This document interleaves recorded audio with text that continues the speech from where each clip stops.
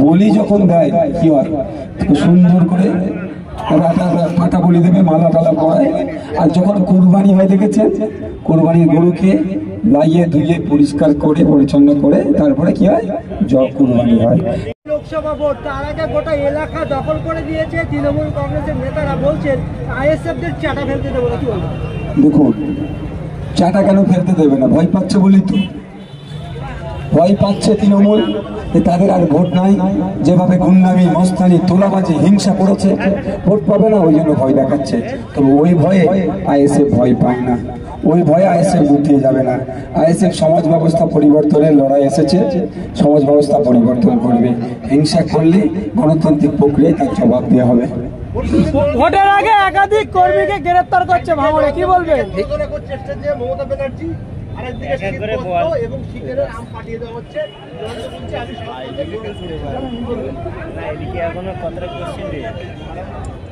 দেখুন, তৃণমূল আর বিজেপি নাটক করছে। সময়ে সময়ে জন্মদিনে চাদর, ফুল, মিষ্টি পাঠিয়ে দিচ্ছে, সেখানে কোনো ব্যাপার নয়। আর এখানে বাইনারির পলিটিক্স তৈরি করছে। মমতা ব্যানার্জি দেখাচ্ছে বিজেপির বিরুদ্ধে নাকি তৃণমূলই লড়ছে, আর মোদিজি এসে এমন বোঝাচ্ছে তৃণমূলকে নাকি জব্দ মোদিজি একাই করবে। তো ব্যাপারটা হচ্ছে এদের বাইনারি চলছে, এই বাইনারি ভাঙছে আমরা। আমরা চাই জনগণের জনপ্রতিনিধি পার্লামেন্টে পাঠাতে, যে জনগণের হয়ে কথা বলবে। কালকে ভোজরাটে এসেছিল শুভেন্দু অধিকারী, বিরোধী দলনেতা, উনি প্রকাশ্যে বলে দিয়েছেন যে ক্ষমতা এলে ভাঙড়ে এয়ারপোর্ট তৈরি করবে। দেখুন, আমি আবারও বলছি, ভাঙড়ের মানুষের বিনা মানে আপনার কি বলে, এদের ইচ্ছার বাইরে গিয়ে ভাঙড় থেকে এক কোদাল মাটি তুলতে দেবো না এয়ারপোর্টের জন্য, আর এক কোদাল মাটি ফেলতে দেবো না এয়ারপোর্টের জন্য। ভাঙড়ের মানুষ যদি চায় এয়ারপোর্ট, কেন এখানে যদি মেট্রো চাই, তার জন্য লড়াই হবে। অলরেডি তো ভাঙড়ে ট্রেন লাইন ছিল ঘটকপুকুরতে হওয়ার কথা।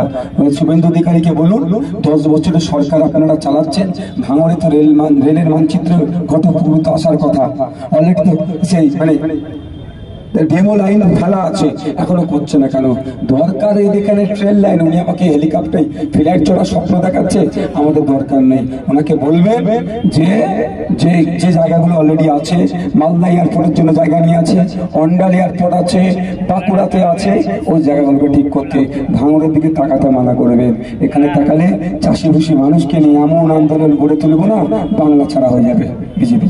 তৃণমূল নেতা খয়রুল ইসলাম দাবি করেছে যে আইএসএফ এর ছেলেরা তার তৃণমূল নেতাদের বাড়িতে বোম মারছে। দেখুন, এটা হচ্ছে নতুন নাটক না, এদের পুরাতন নাটক। এরা বোমাবাজি করবে, আর আইএসএফ এর ছেলেরা থানাকে ফোন করলে, ওয়েস্ট বেঙ্গল পুলিশ যখন ছিল তখন থেকে ঘটনাটা, যখন থানাকে ফোন করবে, থানা এসে কি করবে, আমাদের ছেলেদের নামে মিথ্যা মামলা দেবে। এরা বোমাবাজি করছে। কদিন আগে যেখানে বোম বাঁধছিল, তৈরি করছিল, সেখানে আমাদের ছেলেরা বারবার থানাকে ফোন করেছে, যাচ্ছি দেখছি করে তারা এখন আসলো না। তো খয়রুল ইসলাম সাহেবকে বলবেন, আপনার গুরু এখন তো আপনার আরাবুল সাহেব গুরু ছিল, সেই গুরু জেলের ভাত খাচ্ছে, এখন গুরু ধরেছে শওকত মোল্লাকে।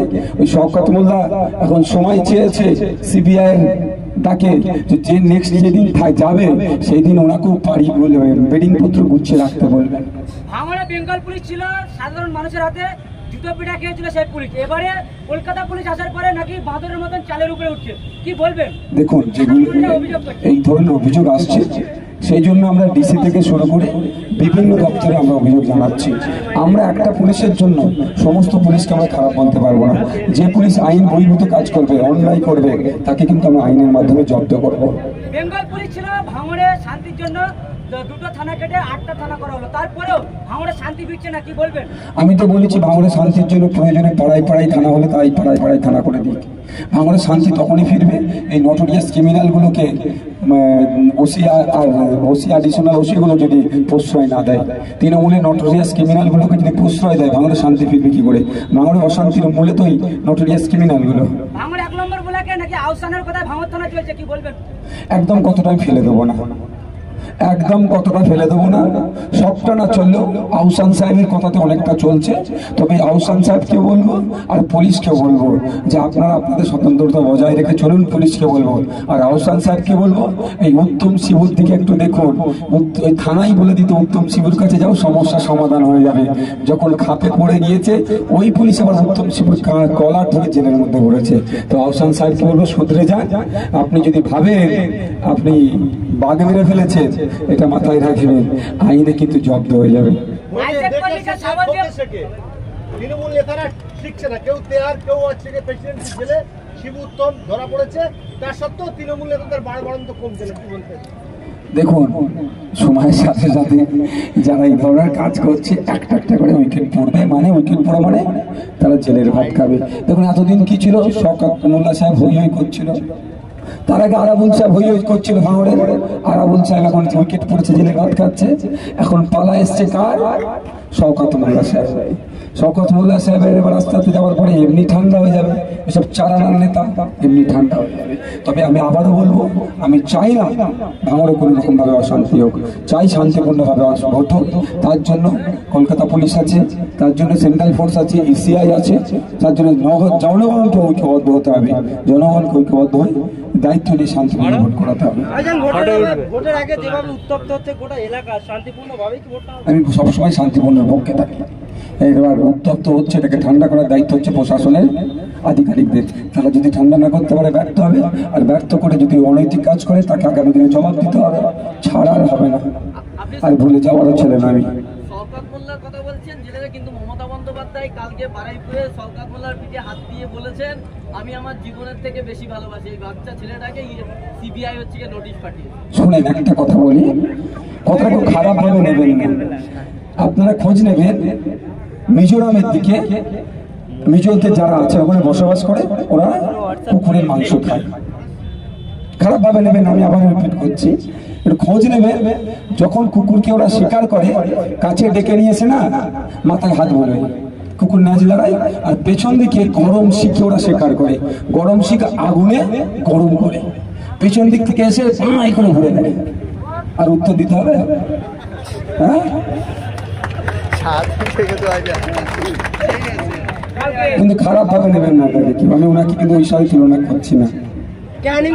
তার মানে যা বলি, শুনুন একটা কথা বলি যখন দেয় কি হয়, সুন্দর করে ফাটা বলি দেবে, মালা টালা পড়ায়। আর যখন কুরবানি হয় দেখেছেন, কুরবানির গরুকে লাইয়ে ধুয়ে পরিষ্কার করে পরিচ্ছন্ন করে তারপরে কি হয়, কুরবানি হয়। এটা বুঝতে পারছেন না আপনি?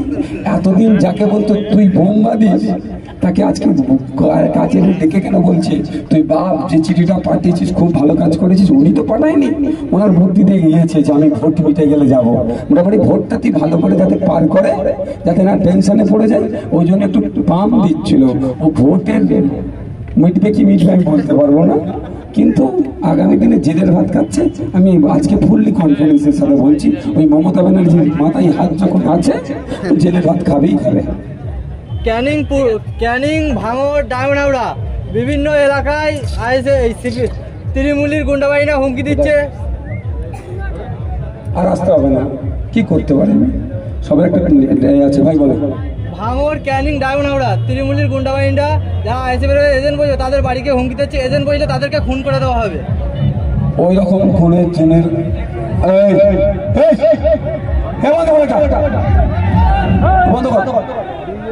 এই কোন অঞ্চলের দায়িত্ব আছে আমি অঞ্চল সভাপতিগুলোর কাছ থেকে বুঝবো।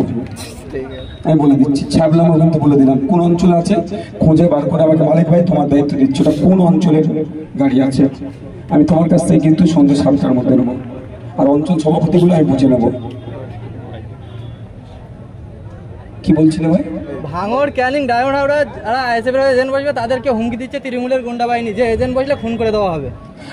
অনেক কিছু বলে ভাই, অনেক কিছু বলে, অনেক দেখে নিয়েছে। ওই হুমকি চুমকি দেওয়া চলবে না। এরা হারার ভাই বসে গেছে, হারবে, এরা ধরে নিয়েছে হেরে যাবে, একদম কনফার্ম হারবে। এই জন্য আমাদেরকে ধমকাচ্ছে চমকাচ্ছে, ওটা আটকে রাখতে পারবে না। অনেকেই হুমকি দেওয়া হচ্ছে আইএসএফের কর্মীদের যে 4 তারিখের পরে বাড়িগুলো সব রোলার দিয়ে পিষে দেবে। 4 তারিখের পরে তৃণমূল ভাইগুলো কোথায় থাকবে একটু জিজ্ঞাসা করুন। আমি ফুল কনফিডেন্সের সাথে বলছি, 4 তারিখের পরে কোথায় থাকবে কোনো ঠিক নেই, ওরাই খুঁজে পাওয়া যাবে। থ্যাংক ইউ ভাই। এই ভোগালির দায়িত্বে কে আছে এখানে আসো তো।